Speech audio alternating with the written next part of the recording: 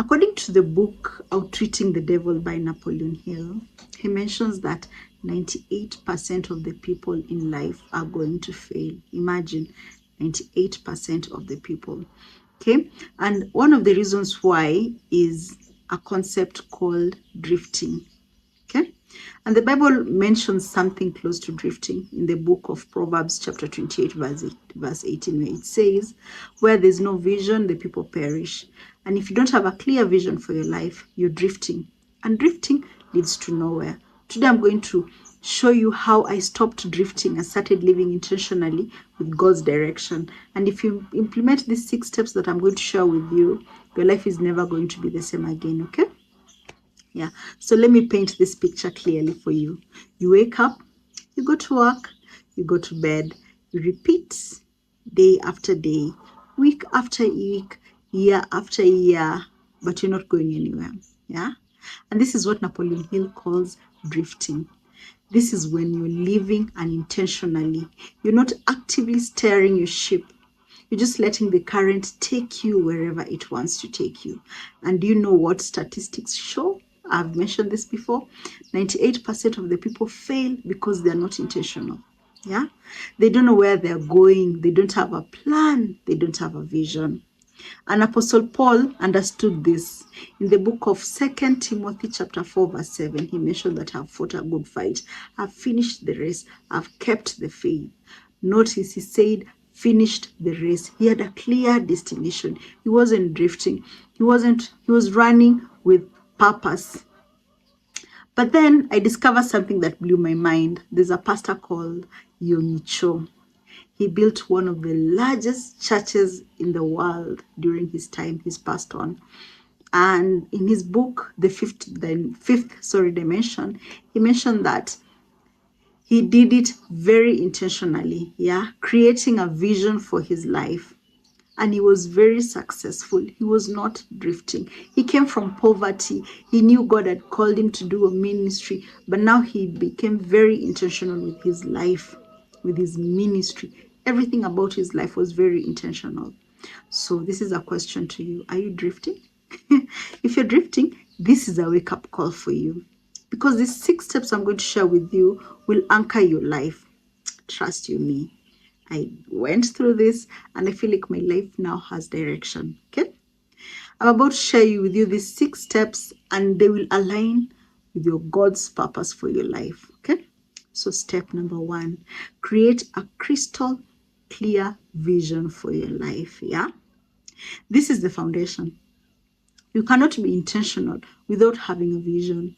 So this is what I did. I took my life and I segmented it into 7 critical areas. You can segment your life according to how you want it, where you want to be very intentional about. Number 1, my purpose. Okay, so I sat down and tried to figure out what is my purpose in life. What I did is I sat down and asked the Holy Spirit to inspire my life, when I was coming up with a purpose for my life. And actually he did. And I exactly knew my purpose for my life. And you know the purpose for your life. You just haven't taken time to sit down and trying to figure out why you're here, what you're good at, who you want to serve, the gifts and the callings that God has placed in your heart. Okay. But 2, work. What are your career goals? Yeah. What impact do you want to make? Lifestyle. I sat down and tried to figure out the kind of life that I want. Yeah. Where do I want to live? How do I want to dress? What are my travel plans? How do I want to live my daily life? The house and the car and everything. And I wrote it down. Okay. Number 2, family. How I was going to show up for my spouse, my husband, and I have a son, my son, ensuring that I'm very intentional with the time I'm spending with them. Okay. That is number 5, I think. Number 6, friends and community. Who are your friends?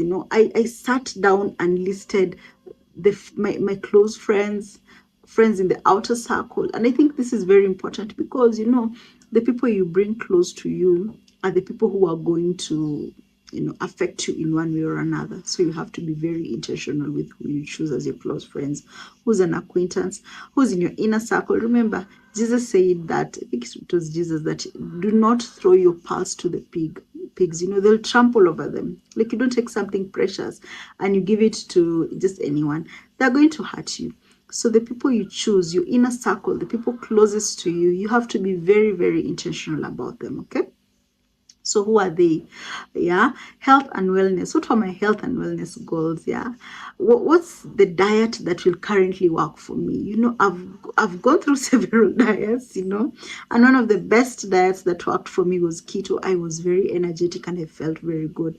But currently, where I'm at life, keto is not, it's not practical for me. Yeah, because I want to, have meals with my family and not having to, change meals. So sitting down and trying to figure out what is the current way that I can eat that will bring me the best health outcomes according to my circumstance now. Yeah. And physical activity. There was a time when walking was very ideal for me and I could walk 10K steps every single day. Right now it's not working for me. So what works for me? And this is what I mean by being intentional. You're intentional about every area of your life. Yeah.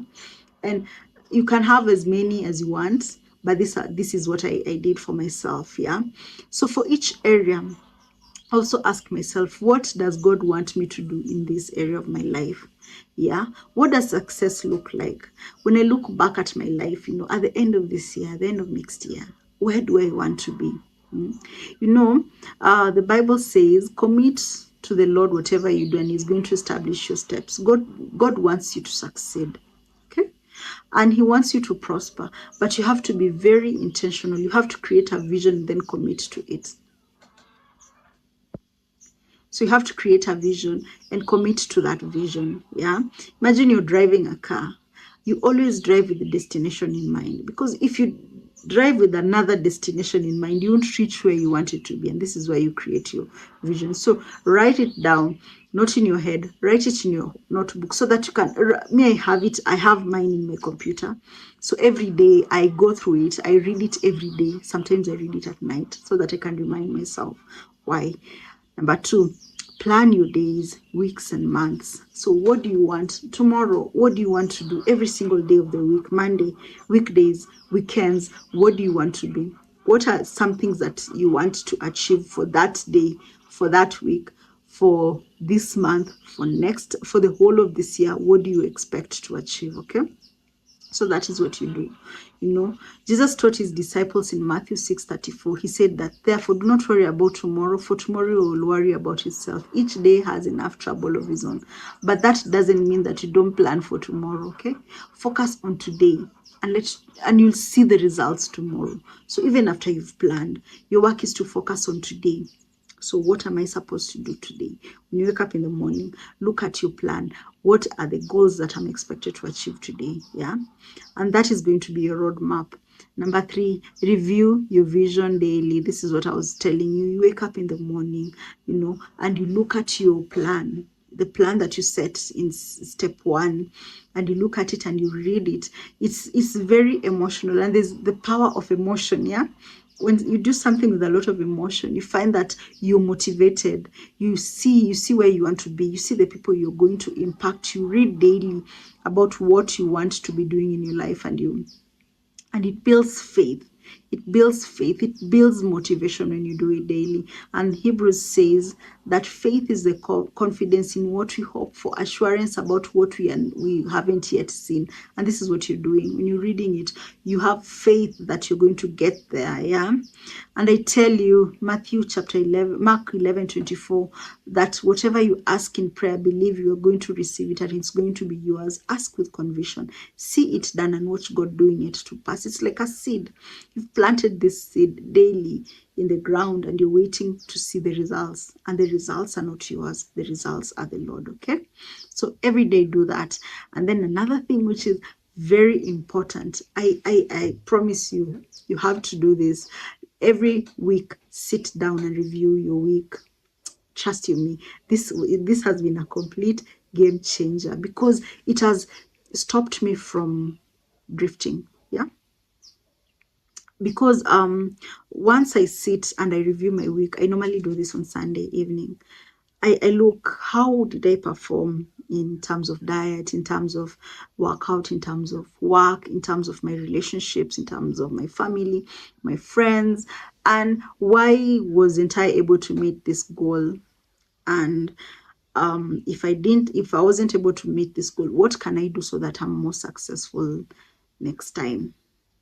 Yeah, so this has helped me to, there's some things that never used to do, but because I review this weekly, I find that, especially workout, I find that, oh, I didn't work out last week, because one thing I know is I'm very gentle on myself.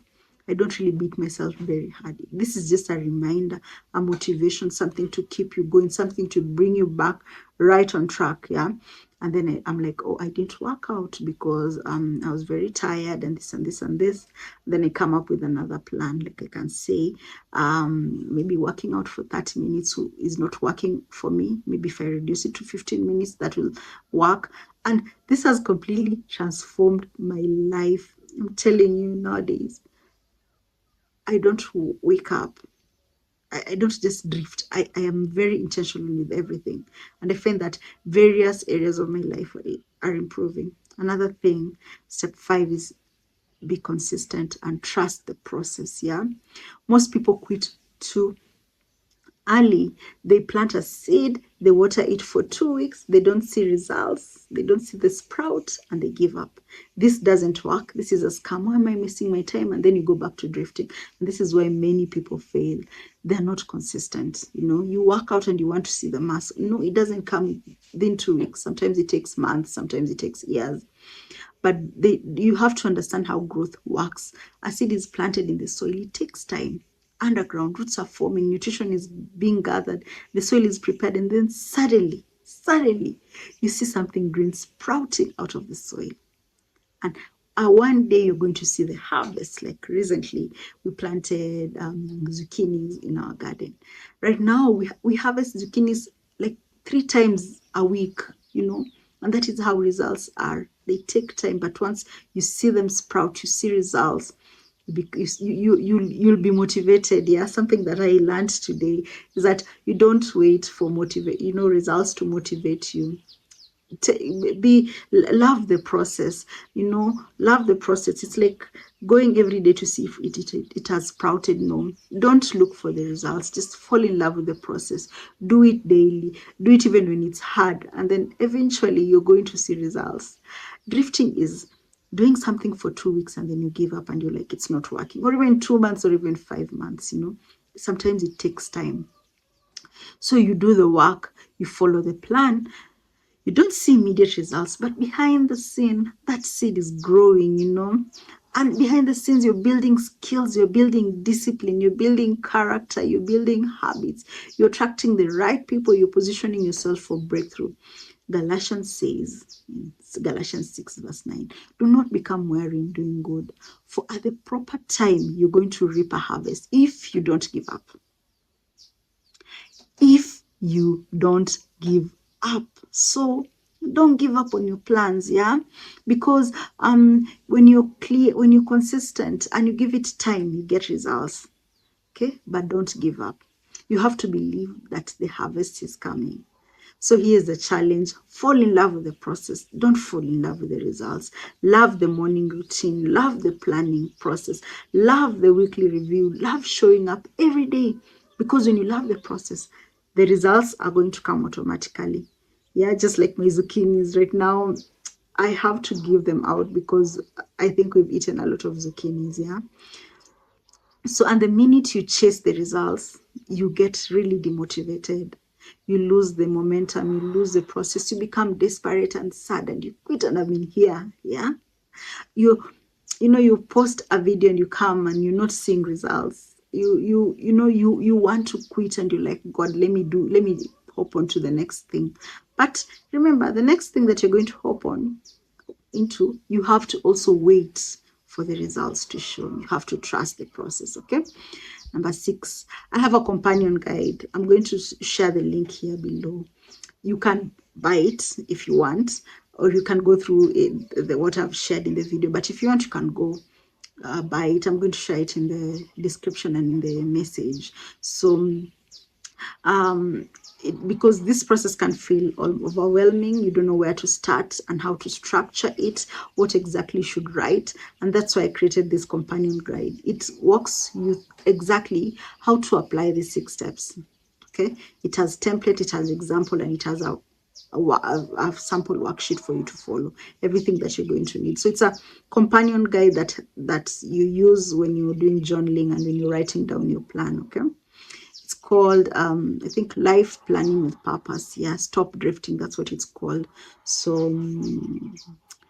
let me be real with you. 98% of the people are going to fail, and I don't want you to be among them. Okay, I want you to be very intentional. I don't want you to drift.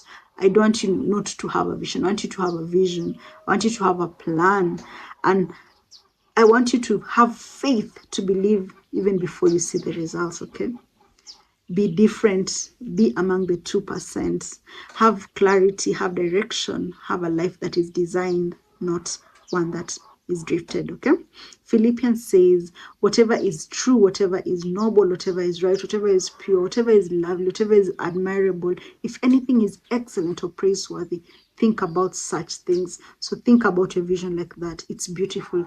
I read my vision in the morning and I really get very motivated, because I've written big things there, and I'm trusting to see how God is going to help me fulfill those. Yeah. So think about it. Think about your vision. Meditate on it. Believe it and watch God do the rest. Yeah. One thing that I sense God telling me when I was doing this channel, I sense him telling me that, you do the light work. The light work is shooting content and putting it out there. The heavy work was for him, and the heavy work was inspiring the content here. He told me, I'm going to inspire the content, and he told me, I'm going to bring you the results. So for me, it's just to walk in obedience daily. What am I supposed to do? Shoot a video, yeah? No views, move on, improve on it, and even writing books. Write a book, edit it, put it out there, and then you wait for God to, give you the next steps. Yeah. So drop a comment below and tell me what's one area of your life where you've been drifting. I want to hear from you, because this is a community. It's really building a community here. We to lift each other up and move towards our God-given destiny. So download your companion guide and start today. And I'll see you in the next video. So stop drifting, start living. It's Jabichi from Hyper. Bye.